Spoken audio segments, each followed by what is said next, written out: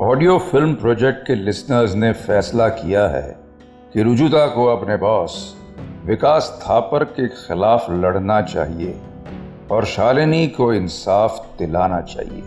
तो चलिए अब उसी के सहारे आगे की कहानी शुरू करते हैं। रुजुता इस वक्त अपने बॉस विकास थापर के ऑफिस के दरवाजे पर खड़ी थी। वो मन ही मन में फैसला तो कर चुकी थी कि अब उसे किसकी तरफ जाना था, मगर उस रास्ते पर आगे बढ़ने की हिम्मत झूठा पाना कोई आसान काम नहीं था। कुछ देर ख्यालों से लड़ने के बाद उसने एक गहरी सांस ली और ऑफिस के अंदर जा पहुंची। ऑफिस के अंदर विकास पहले से ही उसका इंतजार कर रहा था। उसके अंदर आते ही विकास ने एक फाइल में देखते हुए एक गंभीर आवाज में कहा, Rujuta, I was waiting for you. मुझे सूर्यवंशी केस से रिलेटेड सारे लोगों की प्रोफाइलिंग चाहिए। वैसे ये केस इतना पेचीदा नहीं होगा क्योंकि मैंने सुना है कि वो Shalini she doesn't even have a lawyer yet. Sir, पगली लड़की है। ये सुनकर रुजुता ने हिम्मत जुटाते हुए कहा, पहले लॉयर नहीं था सर, पर अब है उसके पास। विकास ने थोड़ा हंसते हुए कहा, कौन है जो मेरे सामने खड़ा होने वाला है? बस भी सब ब्लडी स्टूपिड गाय। यह सुनकर रुजुता ने हल्की खींच के साथ कहा, पता नहीं सर स्टूपिड है या नहीं, पर वो आपकी स्टूडेंट है सर। मैंने डिसाइड किया है कि शालिनी का केस मैं लड़ूंगी। यह सुनकर विकास हैरानी भरी आंखों से रुजुता को एक टक देखता ही रह गया और रुजुता भी अपनी आंखों को उठाए सामने विकास को ही देख रही थी। विकास ने खुद को संभालते हुए एक चिढ़ती हुई आवाज में कहा, What the hell are you talking about? मजाक बंद करो और काम पे ध्यान दो रुजुता, बहुत काम करना है हमें। रुजुता वहीं खामोश खड़ी रही और फिर तबाक से बोली, आई एम सीरियस सर, मुझे लगता है शालिनी इनोसेंट है और मैं ऐसे ही उसे गलत केस में फंसता नहीं देख सकती। विकास के चेहरे पर हैरानी की जगह गुस्से के भाव आ चुके थे। अब उसने लगभग चीखते हुए कहा, तुम लड़ोगी? हाँ, तुम लड़ोगी उसका case? Have you gone mad, you bloody junior assistant? हाँ, अब तक काम ठीक से सीखा भी नहीं है तुमने और विकास थापर के अगेंस्ट केस लड़ने चली हो?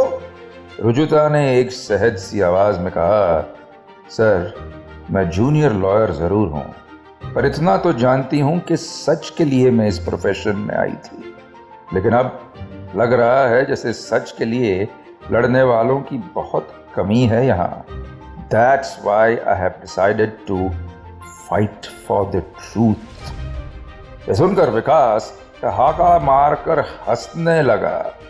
उस हंसी में रुजुता के लिए बेइज्जती के भाव थे जिन्हें वो साफ सुन पा रही थी। विकास ने हंसी को रोकते हुए कहा, अपने करियर की शुरुआत में ही सुसाइड करना चाहती हो? Stupid girl. If you wish that, then I shall fulfill it. खत्म कर दूंगा मैं तुम्हें, समझी? खत्म। I will stamp you out. And now get the hell out of here. ये बात जाकर रुजुता की आत्मा पर लगी, मगर उसने बिना आवाज ऊंची किए हुए कहा, थैंक यू सर, बस आपका आशीर्वाद चाहिए था मुझे। And now may the best man, or in this case, may the best woman win. और इतना कहकर रुजुता वहां से चली गई। उसकी आंखों में डर दूर दूर तक नहीं था, बस एक सवाल था, क्या जो उसने किया ठीक किया था? कहीं गलती तो नहीं कर रही थी वो? मगर अब यह सवाल बेमाना था। गोली बंदूक से निकल चुकी थी अब, और कहाँ किसी जाकर लगेगी, बस ये कहना थोड़ा मुश्किल था। इस केस को लेकर हर जगह अलग अलग तरह के रिएक्शंस देखने को मिल रहे थे, जिनमें से एक जगह थी इंस्पेक्टर अनवर खान का कैबिन। दोपहर का वक्त था और अनवर किसी केस पर काम कर रहा था। तभी कैबिन का दरवाज़ा खुलने की वजह से उसका ध्यान टूटा। देखा तो सामने पुलिस कांस्टेबल सल्यूट की पोजीशन में खड़ा था। अनवर ने उसे देखते हुए एक थकी हुई आवाज में कहा, अब क्या हुआ है? उस कांस्टेबल ने एक फाइल देखते हुए कहा, सर, सूर्यवंशी मर्डर साइट पर जो गन हमें मिली थी उस पर फिंगरप्रिंट्स की रिपोर्ट आ चुकी है। आप एक बार चेक करना चाहेंगे? अनवर ने तुरंत वो फाइल उठाई और उसे खोलकर पढ़ ही रहा था कि उसके होश उड़ गए। उस रिपोर्ट में लिखा था कि उस बंदूक पर शालिनी के फिंगरप्रिंट्स नहीं बल्कि अश्मित की उंगलियों के निशान थे। ये पढ़कर अनवर के मन में घूम रहे सवाल दुगने हो चुके थे। वो सोच में था कि अगर ये गन मर्डर वेपन नहीं है तो वो बंदूक कहाँ है जिससे अश्मित का खून हुआ? या फिर ऐसा तो नहीं कि अगर बंदूक पर सिर्फ अश्मित सूर्यवंशी की उंगलियों के निशान है तो उसने कहीं सुसाइड ही कर लिया हो? अश्मित एक बहुत बड़ी फार्मा कंपनी का मालिक था, मगर इसके जाने के बाद इस कंपनी का भार किसके कंधों पर आने वाला था, इसका खुलासा अभी हुआ नहीं था। तेज कदमों से चलते हुए अजय इस वक्त ऑफिस के अंदर आया ही था कि उसने देखा कि कंपनी के बोर्ड रूम के बाहर इस वक्त भीड़ लगी हुई थी। उसने आव देखा ना था और सीधे जाकर बोर्ड मीटिंग में अंदर जा पहुंचा। उसके अंदर पहुंचते ही एक सन्नाटा सा उस बोर्ड रूम में छा गया। सामने बैठे एक मेंबर ने अजय को देखते हुए कहा, मिस्टर अजय सूर्यवंशी, क्या आप थोड़ी देर बाहर वेट करेंगे? एक ज़रूरी डिस्कशन चल रहा है यहाँ। ये सुनकर अजय के चेहरे पर एक ताव आ गया। तो उसने एक उतावलेपन के साथ कहा, यह कंपनी मेरे बाप की थी और मेरा भी कोई हक बनता है इस पर, समझे? और मेरे प्रोजेक्ट का क्या हुआ? पिछले 3 दिनों से मैं अप्रूवल का वेट कर रहा हूँ। मेरे क्लाइंट्स मेरे सर पर बैठे हुए हैं, उसके बारे में मुझे अब तक कोई अपडेट क्यों नहीं मिला? ये सुनकर सामने बैठे एक बोर्ड मेंबर ने आसपास देखते हुए कहा, देखिए, आपके फादर की डेथ के बाद इस कंपनी के सारे बड़े डिसीजंस लेने की अथॉरिटी सिर्फ उनकी वाइफ शालिनी सूर्यवंशी के पास है और आपके इस प्रोजेक्ट पर अप्रूवल भी सिर्फ शालिनी दे सकती है। ये सुनकर अजय के पैरों तले जमीन ही खिसक गई। उसके अपने पिता की कंपनी में उसे अपनी बात तक रखने की इजाजत नहीं थी और हाथ भी फैलाना था तो किसके सामने? जिसे वो अपना सबसे बड़ा दुश्मन मानता था। उसने खींच के साथ कहा, आप लोग यहाँ बैठे क्यों हैं? He was my father and I now own what he owned once. सामने बैठे एक मेंबर ने कहा, लीगली देखा जाए तो आपका इस कंपनी पर कोई राइट नहीं है। अश्मित सर की विल के अकॉर्डिंग उनके जाने के बाद सारे राइट्स शालिनी जी के होंगे। ये सुनकर अजय का गुस्सा खून बनकर उसकी आंखों में उतर आया। देखने से तो लग रहा था कि अजय अब कोई ना कोई हंगामा तो जरूर खड़ा करेगा, मगर वो कुछ देर गहरी सांसें लेते हुए वहीं खड़ा रहा और बिना कुछ बोले ही पलटकर वहां से चला गया। इस वक्त शांत रहने में ही समझदारी थी उसकी, वरना जो कुछ बचा था वो भी हाथ से जा सकता था। ऑफिस से बाहर निकलते हुए उसके मन का गुस्सा शालिनी के साथ साथ अपने पिता अश्मित के लिए भी उफान भर रहा था। रात के 2:30 बज रहे थे। एक गहरे अंधेरे से सनी हुई गली में मौत सी खामोशी पसरी हुई थी। लेकिन इसी खामोशी के बीच अर्जुन होठों में सिगरेट दबाए हुए पैदल चले जा रहा था।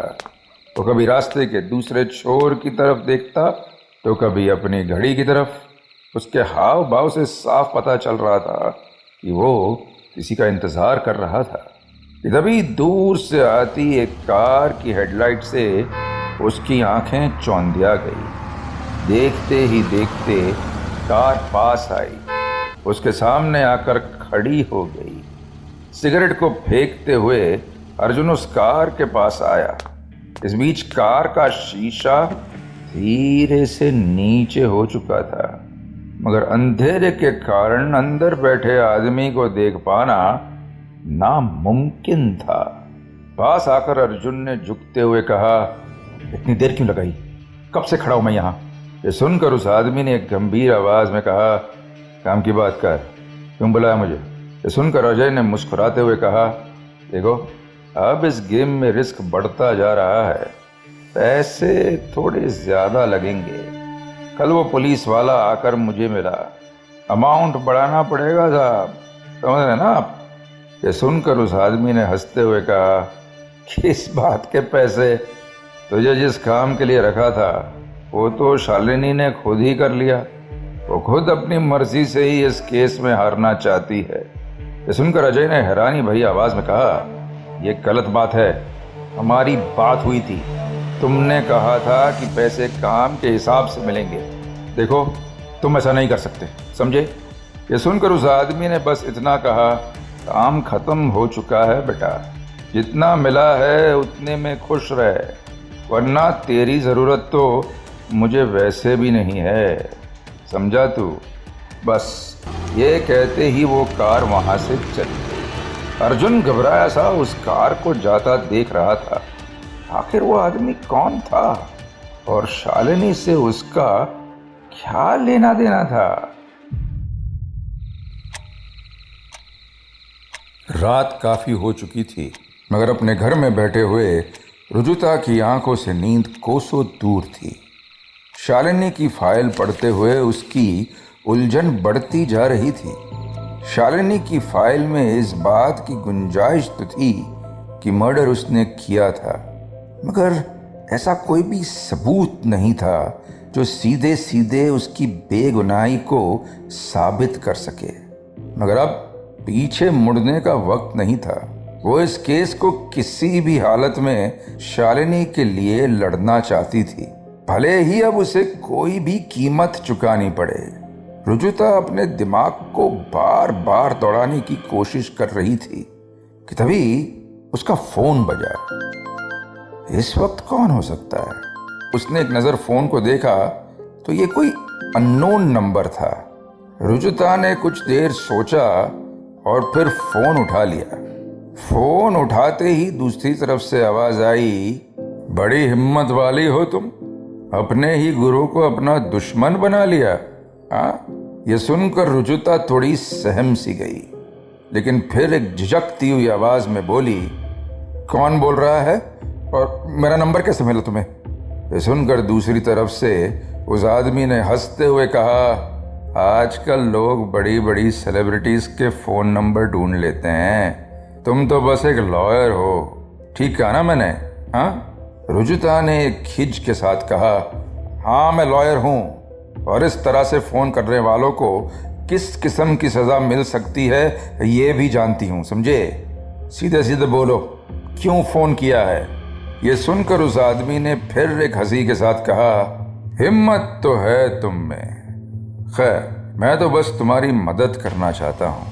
जिस रास्ते पर तुम निकली हो उसमें तुम्हारा साथ देना चाहता हूँ। ये सुनकर रुजुता ने नासमझी में सर हिलाते हुए कहा, क्या बोले जा रहे हो? कौन सा रास्ता, कौन सी मदद? हाँ? इस पर उस आदमी ने गंभीर सी आवाज में कहा, देखो मेरे पास कुछ इन्फॉर्मेशन है जो शालिनी के इस केस में तुम्हारे काम आ सकता है। वो इन्फॉर्मेशन मेरे पास कैसे आई या किसने दी, ये सवाल पूछकर अपना और मेरा टाइम वेस्ट मत करो प्लीज।